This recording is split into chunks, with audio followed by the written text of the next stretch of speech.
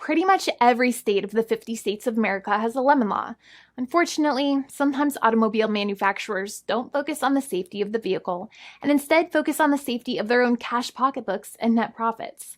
For that reason, if your car is a defective lemon, you should really know about your legal rights. So in the following, I am going to tell you all about what you can get or win when you win a lemon law case. Some automobile manufacturers make a lot of money and are rich, and a lot of people hate the dealerships for taking their money and giving them a hunk of junk, the runaround, and a bunch of lies. But sadly enough, the lemon law is not designed to make you rich, and it is not intended to make you wealthy. Instead, the law is designed in a way that is supposed to put you in the position that you would have been if the vehicle had not been defective. It is supposed to make you whole. Even if you spent $60,000 or $70,000 on the car to fix up the car and spice it up, you still might not get that money back. It really depends. Even though the dealership might have lied to you, given you the runaround, and then failed to do their part. That's why it is important to give them the lemon drop down.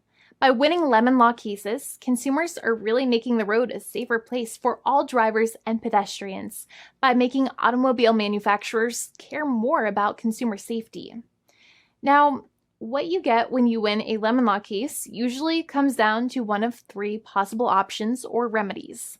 Option 1 is that they might provide you with a replacement vehicle.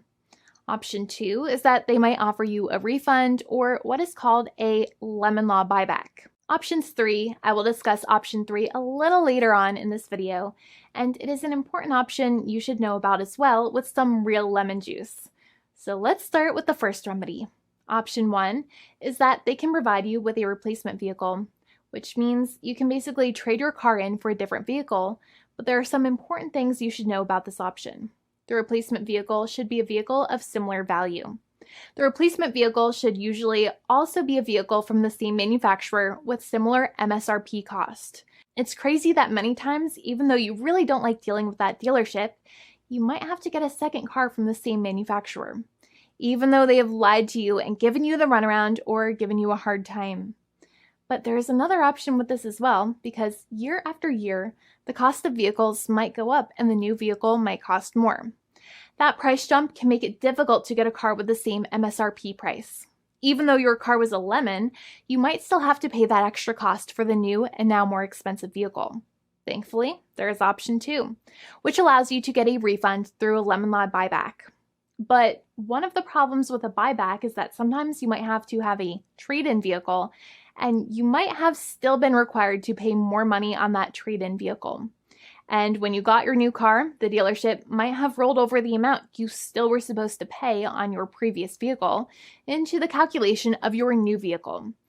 In other words, you might have been upside down on the finances of your new vehicle.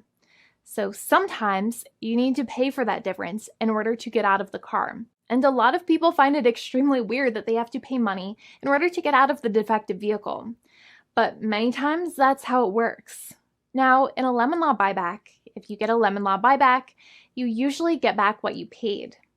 You may have bought the vehicle in a one lump sum all at once, or you more than likely had a finance or lease plan. What you usually get back is the money that you actually paid. Your hard-earned money that actually left your pocket and went straight into the pockets of the manufacturers. So think about it for a second and try to calculate about how much you paid.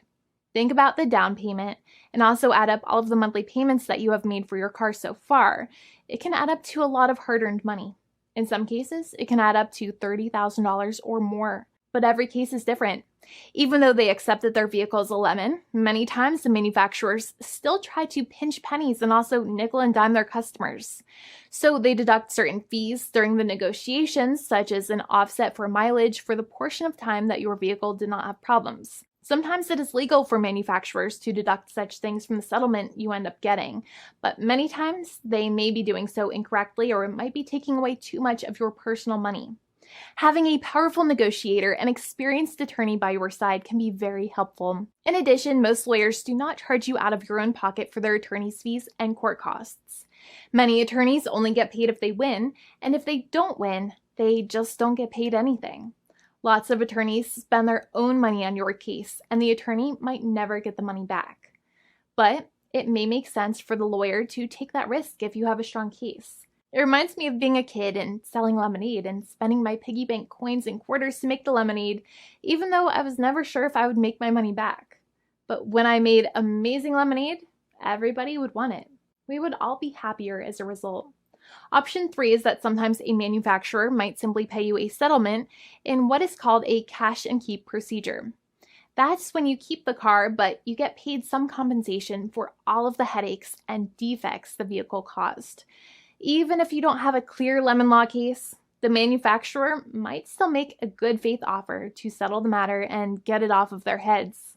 In many situations, even though the settlement might be less than a full buyback of the vehicle, it might make sense for you to accept that offer depending on your goals. In addition, it's usually required that the problems happened while your car was under warranty or extended warranty. Even if you no longer have warranty, but your problems happened while your vehicle was under warranty, you might still have a case. However, without any warranty, you cannot have a lemon law case in most situations. However, you might still have some legal protections such as breach of contract, auto fraud, or something else. The founding attorney of the law firm, Jimmy and I, would love to speak to you. The consultation is completely free, and the team of lawyers can speak to you and review any documents you have for the vehicle, such as your vehicle purchase agreement and repair invoices. Call now for a completely complimentary and fully free consultation with an experienced lawyer. It's free to call 1-800-400-5050 day or night, 7 days a week, or visit us at www.californialaw.com. Lawyers are waiting to speak to you and encourage you to call. This video is not legal advice. I am not an attorney. I'm a paid spokesperson. Attorney Jimmy Hanai is a lawyer in the state of California and handles California lemon law cases. There are no guarantees. This legal advertisement is by lawyer Jimmy Hanai of CaliforniaLaw.com.